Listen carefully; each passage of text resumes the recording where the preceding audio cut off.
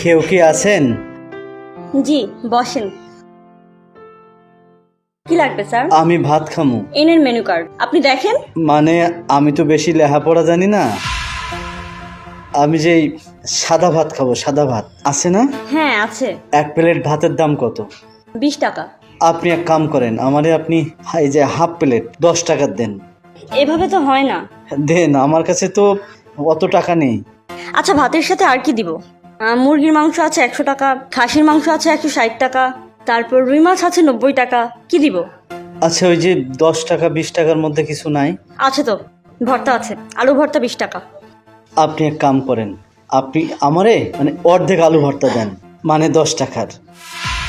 আপনি কি বুঝতে পারছেন না? এত বড় একটা রেস্টুরেন্ট, এইখানে আপনি মানে 10 টাকার 20 টাকার খাবার, তাও আবার আপনি অর্ধেক অর্ধেক চাচ্ছেন, এটা হয় নাকি?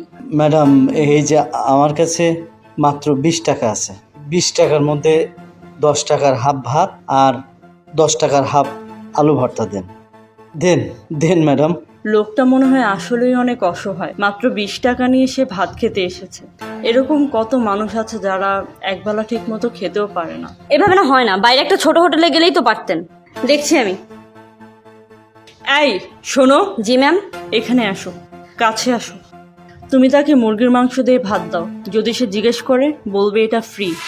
কিন্তু ম্যাডাম, ওনার কাছে তো পর্যাপ্ত টাকা নেই।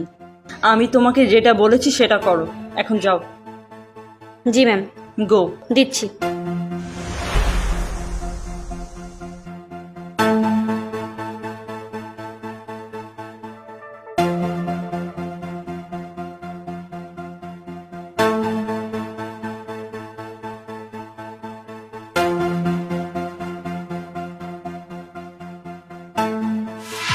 আরে ম্যাডাম, আমি তো হাফ ভাত চাইছি, আর আপনি আমার এক প্লেট ভাত দিলেন, আবার মুরগির মাংস দিছেন। আরে আমি তো আলু ভর্তা চাইছি। আসলে আজকে আমাদের রেস্টুরেন্টের মালিকের পক্ষ থেকে এই খাবারগুলো ফ্রি, একটা বিশেষ উপলক্ষের জন্য। আচ্ছা আপনি খেয়ে নেন।